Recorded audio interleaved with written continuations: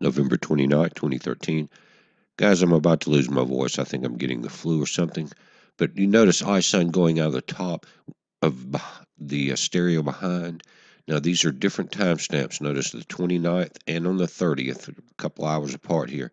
But I've been waiting for these CMEs to start as iSun pulled away.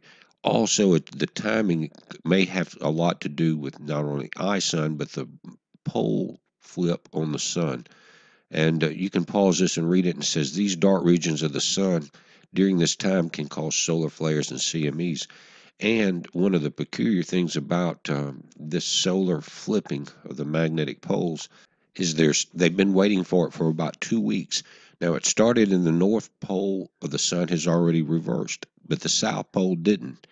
But what one of the signs is that the sunspots start moving to the bottom and we start having more activity. And that's what you're seeing here in a way, guys. You see how low these sunspots are getting. And on November 15th, they announced it should be about 2 weeks away. Again, here you see that they're getting closer. Now we're looking at Earth-facing images, and we've had an increase in the solar sunspot summary today, and I'll show you that. But pause this and read it if I don't read it all, guys. But it tells you a little bit about the polarity reversal with the sun's magnetic field.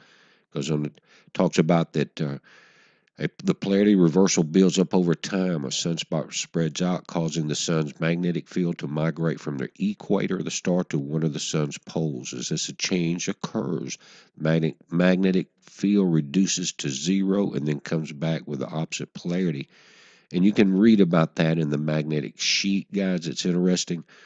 But it happens every 11 years, so it's not like an Earth-ending event. But it does ripple through, and it can cause grid problems from these CMEs. And this is a wider view from LASCO C3. But the images have advanced from this time. The movies are not coming in still on LASCO. You can get them some, but it seems like the whole site's locked up. But the images, like this one, comes in ahead of the movies you see, so that you can see the flare has advanced further out.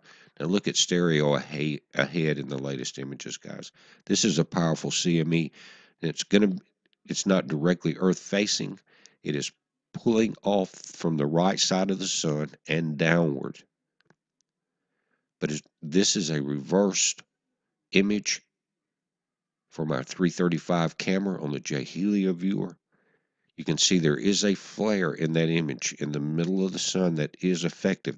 That is not picking up on that CME chart. Now, if you look at the flare tracker, you can see the CME went off to the right and to the bottom.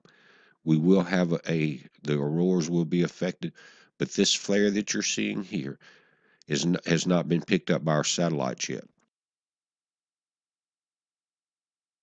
This is getting kind of rough, guys. So if you see a silent video that says no audio, I will type in the information if it's real important and I'm having trouble.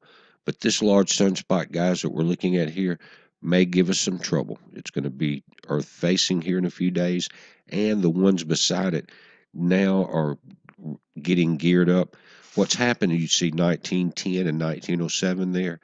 They're next to each other. They have alpha, beta, gamma between them. All they have to do is join that region there, and we have Earth-facing capabilities.